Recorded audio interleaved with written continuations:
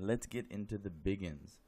Stoichiometric calculations, amounts of reactants and products, because that's all that stoichiometry means, is calculating amounts of elements. Now, those elements are either going to be reactants or products, but you're calculating how much of each of those you have. And there are lots of ways to communicate how much you have. And so, with that in mind, because stoichiometry is so important, it's going to be probably the most permeating thing that you learn in this course. And as you try to get yourself ready for the AP exam, I'm going to show you two different ways of solving problems. Now, different people think these different strategies have different importances. I use the factor label method, the typical dimensional analysis, and that's what we really focused on during year 1 in Gen Chem. However, I am going to show you a table method. Now, the reason I want to show you the table method is not because you need to set up this entire table for each little conversion. That is simply not the case, and it would actually be kind of foolish for you to do that. However, if I can get you to set up this table and see how the table works right now in Chapter 3, where things probably already make sense to you quite a bit because you've already been through Gen Chem, you are going to get more used to that table. And when we get to the chapters on equilibrium calculations, you will have to use a table. Dimensional analysis is not the way to do those problems. Table math is. And so I'd like to introduce you to this new strategy when you're doing something you're already familiar with, so that when you're doing something you're not familiar with, I'm not hitting you with two new things. One of the things is already a little bit familiar. So, but both of these strategies will work for stoichiometry. However, no matter which method you choose, dimensional analysis or table math, you have to be able to do some things correctly no matter what. You have to be able to write the correct formulas, right? In Chapter 7 in Gen Chem, we introduced the idea of nomenclature. And a lot of people struggle with that, and they also didn't know why it was important. Because to do pretty much anything, you have to know what the correct formula is, right? When we were just balancing equations, we had to know what ammonia dichromate was. You have to know that oxygen gas is O2, not just O. That's why we stress so much, Brinkelhoff and the gens as far as mnemonics are concerned, for you to remember that those are in fact diatomic. You have to be able to calculate the correct molar masses, because if we remind ourselves, this is a reprint of the mole map that we introduced earlier. One of the most common things that you are going to use is molar mass, because the way a lot of AP problems are set up, they don't give you number of moles, and you can see here that number of moles is central. You can get to almost anything you need if you're in moles.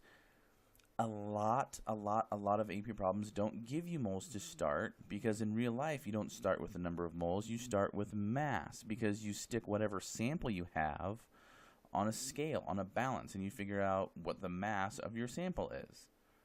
So in order for most problems, in order to get 2 moles, you have to go through molar mass, and so you have to be able to calculate the correct molar mass from a correctly written formula. You see how this is creating a step? You have to write the correct formulas, then calculate the molar mass from those formulas that you made. Then balance the chemical equation, which is what we've already done so far in this chapter. And what we're going to start to do here is to use the mole map to calculate the number of moles or anything else. Number of moles, concentration, number of particles, volume of a gas, any of this stuff. Again, this is a map I hope to use a little bit more in Gen Chem as the years go by. But for you right now, have this out while you're working problems. You will not have this available during the AP exam or even on your exams within this course, but it's still useful as you're simply working problems just for practice. So let's show you some table math. Now you're going to create a chart. So the example problem that we're going to use says calculate the mass of oxygen that will react completely with 96.1 grams of propane. That's not a question, so it just says calculate. So typo. Now, one of the things that you might be intimidated by is this says propane. I don't know what this is. Well, you haven't had organic chemistry. That's propane. Do you need to know this? Probably not, because it's going to be already printed for you. All right, that's propane. You guys know oxygen, you know carbon dioxide, you know water. Now, the table that I'm going to set up is based on my balanced chemical equation, right? So I have a column with each of the 4 species that are present, right? I know that there are 4 species because I am reacting oxygen with propane. I'm combusting it. Doesn't that look like a hydrocarbon? Well, what are my 2 products when I react a hydrocarbon with oxygen? Carbon dioxide and water, right? So you guys need to remember that these are your 2 products when you combust a hydrocarbon. So just from that, you know that you have propane, oxygen, carbon dioxide, water. You know what their correct formulas are, and now you can balance them, right? So our mole-to-mole ratios are 1, 5, 3, and 4. Those are the coefficients that you just stuck in front of each of these species to balance. I also want to calculate my molar masses, right? If I add up the mass of 3 carbons and 8 hydrogens, I'm going to get 44.11. If I add up the mass of 2 oxygens, I'm going to get 32. And no, I am not multiplying by this 5. No. I'm calculating the molar mass of the species. The species is O2, so that's 32. 1 carbon plus 2 oxygens ends up being 44.01. The mass of 2 hydrogens and 1 oxygen is 18.02. And so I have some of the most critical pieces of information, or should I say foundational pieces of information, that I can use for any problem. So again, here's my table. Write the chemical equation, paying attention to writing the correct chemical formulas, right? So we have propane, C3H8O2, CO2, H2O. Then calculate the molar masses and put in parentheses above the formulas. Why? Because simply denoting them this way is going to get you used to knowing that these are the molar masses, and they're not some other piece of information like we'll see in the next couple steps, a mass amount that the problem gives you. It's just a way for you to look at this table and say, yes, those are the molar masses that I've already calculated. Then balance the chemical equation. Examine the coefficients on the balanced equation. They are the mole-to-mole ratios, which is what we introduced in Gen Chem. Isolating them will help you internalize the mole-to-mole ratio until you get the hang of this, right?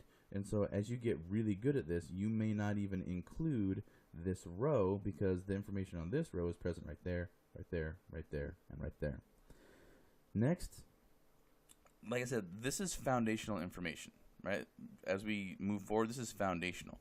So next, reread the problem and put in an amount. What amount? That the question gives you. The information that the question gives you. What does it give you? What does it give you? 96.1 grams of this. So, what does that mean? It means that I have 2.18 moles of this substance. How do I know that? I was given a mass, 96.1 grams, right?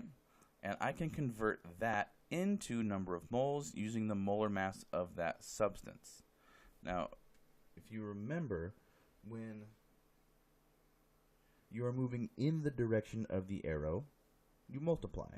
When you're moving against the direction of the arrow, you divide. So right here we'd be moving against the direction of the arrow, so we divide. The other way for you to remember that, I'm trying to go from grams 2 moles.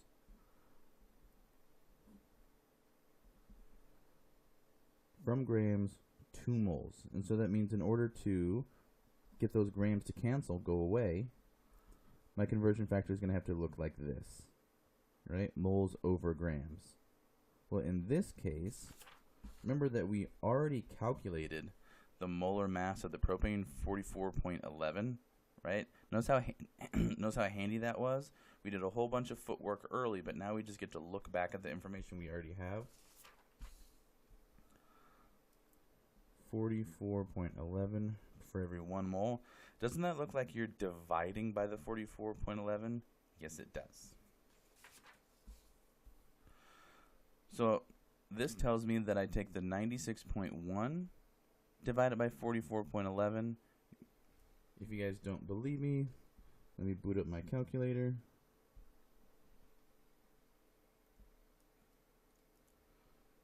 .1 divided by 44.11. Holy cow, look at that. Right, obviously, remember, I'm not going to write all this calculator vomit. I'm going to 3 significant figures. This is what it's telling me. So I'm going to go to that 7. That 8 tells me to round the 7 up. 2.18. Boom. So, now remember, the question is asking me to calculate the mass of oxygen. The mass of oxygen. What have I done? I took the mass of the propane and I converted it into number of moles.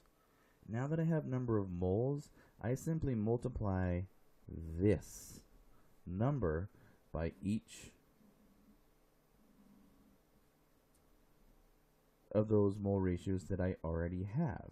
And I get 10.9 moles of O2, 6.53 moles of CO2, 8.71 moles of H2O. All right, so calculate the number of moles of something or anything. You can use the mole map. You can start at the 96.1 grams of propane, divide by the 96.1 grams, because you're going against the arrow, by the molar mass to calculate the number of moles of propane. Just talked about that. Sorry, went out of order apparently. Then I'm going to use the mole-to-mole ratio to find moles of everything. Do I need everything for this problem? No, I do not. I really only need the mass of oxygen. So I really could get away with just doing oxygen. But on these longer, like I said earlier before we started, you're not using this for every single conversion you ever do. Especially on the free response questions on the AP exam, a lot of them will refer to the same reaction, the same information, and they'll ask you multiple questions about that same setup. So completing a table for these longer problems is the way to go. It's going to be pretty darn successful for you. So go back to number 6. Use the mole-to-mole ratio to find moles of everything. If 1 is equal to 1 is equal to 2.18. And oxygen is 5, because in oxygen 5, we multiply the 2.18 by 5, etc. If the first mole amount you calculate is not a 1, then just divide appropriately to make it 1 before moving on to calculate the rest of the moles. Leave everything in your calculator, right? Leave everything in your calculator when you can. I've only rounded right here to save space on the piece of paper, right? Remember, you do round your answer to the correct number of significant figures. But for you as a student on the AP exam, do that on your very, very, very last step when you're reporting answers. Number 7, reread the problem to determine which amount was asked for. So here's the payoff. AP problems ask for several amounts, right? A can ask for one thing. B will ask for another thing. C will ask for yet a third thing. Once we find out the mass of oxygen, that's what this problem asks for, but when the next part of the problem asks for another amount, we are already set up and good to go. So now that we know that there's 10.9 moles of oxygen happening here, we know that we are simply going to multiply the 10.9 by the molar mass of oxygen, which is 32 grams per mole, to come up with 349 grams of oxygen, and this would be our answer.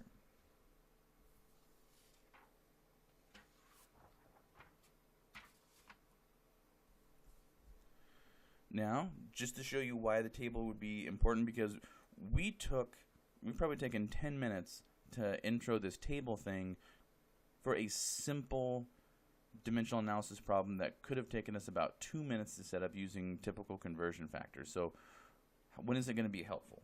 Well, that was part B, or sorry, that was part A. What if part B asks for liters of CO2 at standard temperature and pressure?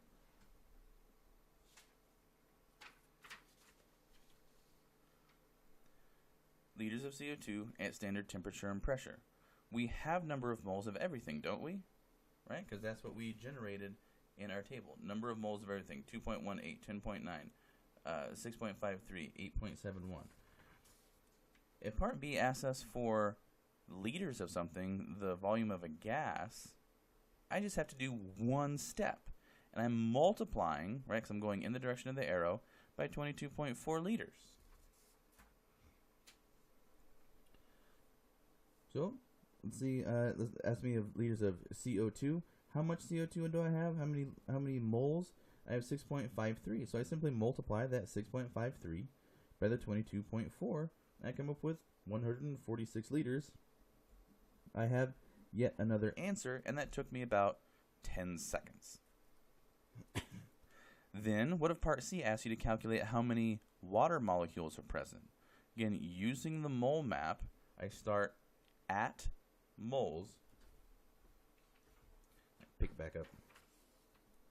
Start at moles, use Avogadro's number, multiply by Avogadro's number because I'm going in the direction of the arrow, come out at number of particles. So, how many moles of water do I have? 8.71. So multiply my 8.71 by Avogadro's number, and boom, I have a third answer in a matter of seconds. So, let's try it with our exercise.